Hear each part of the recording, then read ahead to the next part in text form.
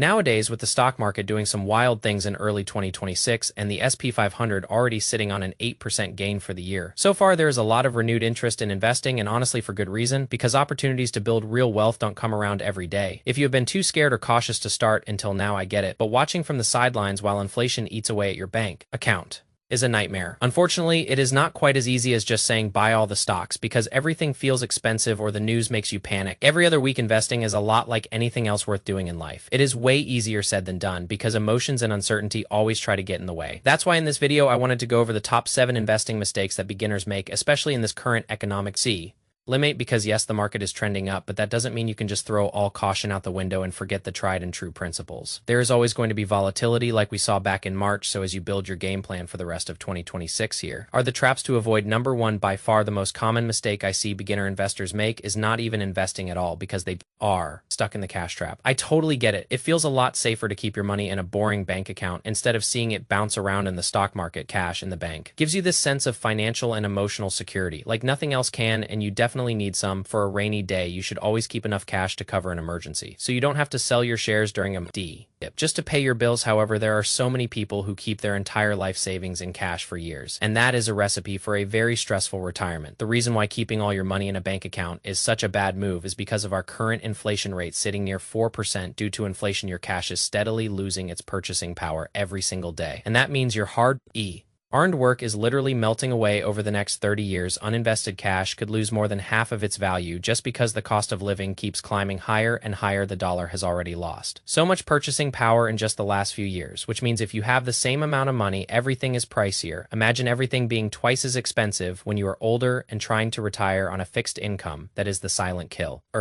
of wealth. Cash in the bank provides the illusion of safety, but if your money isn't growing faster than inflation, you are actually falling behind. Every month it is like trying to run up a down escalator, and that is why just saving money in a high yield account is never going to be enough to get you free. You have to save your money and then actually put it to work in the market, because that is the only real shot you have at beating the system. I know there are emotional hurdles to overcome, because seeing red numbers on your screen is not exactly a walk in the park for anyone with the volatility we have seen recently. My own portfolio has had some rough days, and it never feels fun to watch your net worth dip. However, I am willing to put up with the ups and downs, because I know the alternative of letting inflation destroy my savings is way worse. If you have never invested before, is going to feel scary to pull the trigger no matter what the SP 500 or the NASDAQ is doing today. The emotional experience of risking your hard-earned money is never going to go away. So I want you to stop making excuses and stop procrastinating. Make a plan, do your research into broad index funds, and get invested, because the cost of waiting is the most expensive mistake you can make. Moving right along to beginner investing mistake number 2, which is not having a solid emergency fund before you start playing the game. Before you put a single dollar into a brokerage account, you need a reserve of cash you can tap into whenever life decides to punch you in the face. Maybe your car breaks down, or you face one of those corporate layoffs we keep seeing in the news, or you just have an unexpected medical bill. These things happen because that is just life. And the last thing you want is to be forced to sell your stocks at a loss just to cover a bill back. When I was younger, I saw firsthand how stressful it is when a family doesn't have a cash cushion during an economic downturn. My parents didn't have an emergency fund, and they had to dip into long-term savings just to keep us afloat, which is a position nobody wants to be in. So this tip comes from real-life experience. Please do not take it lightly, and make sure you have your foundation set. Before you try to build the house, don't try to run before you can walk. Otherwise, you risk sabotaging your long-term gains because you had to liquidate at the worst possible time. The stock market is volatile from month to month. So if you invest $1,000 today, you have to be okay if it looks like 800 tomorrow. In the short run, it yo-yos a lot, but in the long run, the market follows an upward trajectory, and that is where the real wealth is created. You should only invest money that you absolutely do not need to touch for at least 5 to 10 years, so you can ride out any temporary storms. You cannot look at your portfolio like an ATM machine where you can just grab cash whenever you want to buy a new pair of shoes or go on a trip. If you are wondering how big of an emergency fund you need, $1,000 is a great start, but you should aim for 3 to 6 months of expenses. Once you have that buffer, you can start being aggressive with your investments, because you know your basic needs are covered no matter what. The next beginner mistake I see is waiting too long for the perfect moment once you have your debt under control and your emergency fund ready. I see so many people getting ready to get ready, and they spend months analyzing every single chart and news headline without actually buying anything. There is never going to be a perfect time to start, because the market is always going to have some kind of headline that makes you nervous. Theoretically, the best time to buy is at the very bottom of a crash, but nobody knows where the bottom is until it is already in the Rearview mirror, if you wait for the perfect dip, you might miss out on a massive rally like we have seen recently, and then you end up buying an even higher. Hindsight is always 2020, but you cannot build a portfolio on what ifs, so stop trying to time the market and start timing the market. If you are a long-term investor, trying to pick the exact top or bottom is a total waste of your energy, and it usually leads to worse returns. Even if you had a crystal ball and knew the bottom was today, would you actually be brave enough to buy when everyone else is panicking? Market crashes are terrifying, and even seasoned pros get shaky. So the chances of a beginner perfectly timing a dip are basically zero. Be honest with yourself and just get started, because if your financial situation is stable, then you are ready to start building your future. Now I am not saying you should dump every cent of your life savings into one stock on a Monday morning, because that leads us to mistake. Number 4, investing too much money at once before you are emotionally ready for the swings is a huge shock to the system that leads to panic selling. If you are brand new, it is a much better idea to practice with smaller amounts until your nerves get used to seeing the Dale Price movements. Watching $100 move up and down is a very different vibe than watching your entire net worth fluctuate by thousands of dollars in an hour. Start with an amount that lets you sleep at night, and then as you get more comfortable, you can start ramping up your bi-weekly contributions. If you go too hard too fast, you might end up doing something emotional like selling everything during a 5% correction and locking in a loss. Panic sell is the fastest way to stay broke, so the key is to scale up gradually as your confidence and your knowledge grow over time. Once you have trained your nerves, though, you have to make sure you aren't making a mistake. Number 5, which is not investing enough for your goals. According to recent studies, a huge percentage of people are going to struggle in retirement because they didn't realize how much they actually needed. Here is some real talk about the numbers, because if you want to live a $60,000 a year lifestyle in the future, you need a serious nest egg when you factor in inflation. That $60,000 today is going to feel like a lot more in 20 years, so your target has to be higher using the 4% rule. If you want significant passive income, you are likely looking at needing a nest egg of over $1.5 million.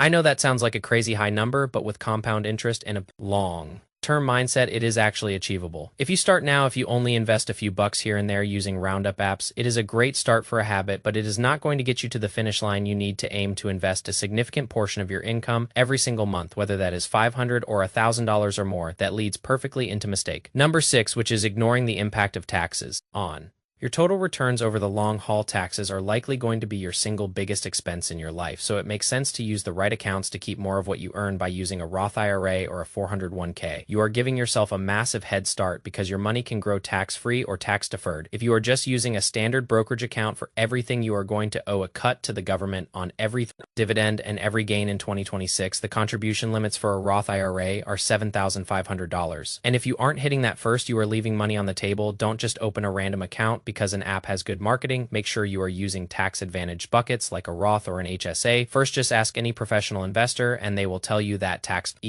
efficiency is one of the most important parts of their entire strategy. Last but not least, mistake number 7 is not being honest with yourself about how much time you actually want to spend on this. There are so many ways to invest, and they all require different levels of effort, from total autopilot to high stress day trading. The easiest and most effective way for most of us is just buying low-cost index funds that track the whole market and letting them sit for decades. You can expect a solid long-term return without having to spend your weekends reading boring financial statements and balance sheets. On the other hand, if you want to pick individual stocks, you can potentially make way more, but it takes a massive amount of research and skill. Most people do not actually have the time or the interest to do that properly. So don't feel pressured to be a stock picker if you have a busy life. I have gone through phases where I was all about individual companies and phases where I just stuck to index funds because life got busy. The key is to find a rhythm that works for you so you actually stay consistent, because consistency is the only thing that actually builds wealth. If you want to set it and forget it, go with broad market ETFs. And if you want to be more hands-on, then start learning the fundamentals of business.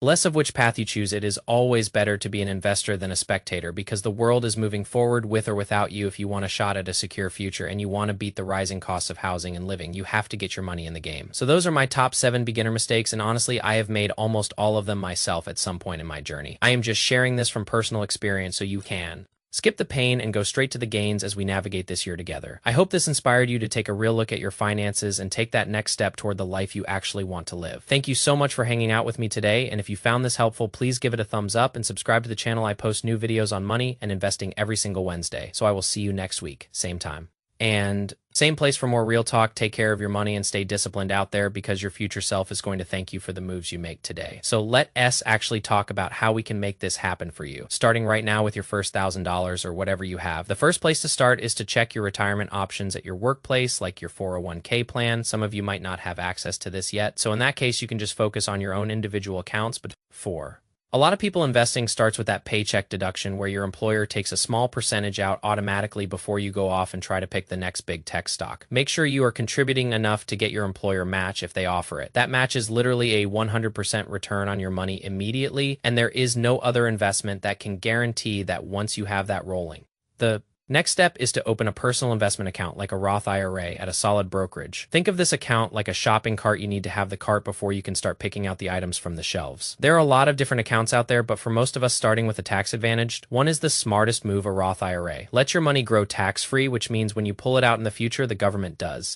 Take a single cent of your gains once you have the account open and you have transferred some cash into it. You have to remember the most important step, which is actually buying. I see so many people who move money into their account and then just leave it there as cash, thinking they are already investing until you actually click buy on a fund or a stock. Your money is just sitting there in a fancy savings account, not doing much. So when it comes to what to actually buy, I almost always recommend starting with index funds because they are simple and effective. An index fund is just a bundle of hundreds of different companies, like the SP 500, which tracks the 500 biggest companies in the country. It gives you instant diversification, which is just a fancy way of saying you aren't putting all your eggs in one single basket. If one company in the fund has a bad year, it doesn't matter as much because the other 499 are still working for you. This is much safer than trying to guess which individual company is going to be the next big thing, especially when you are just starting out. Look for funds with low expense ratios, because those fees can really eat into your long-term wealth if you aren't careful. You can find great funds that charge almost nothing, and over 30 or 40 years that can save you hundreds of thousands of dollars. Now you also have to think about your asset allocation, which is just the mix between stocks and bonds. In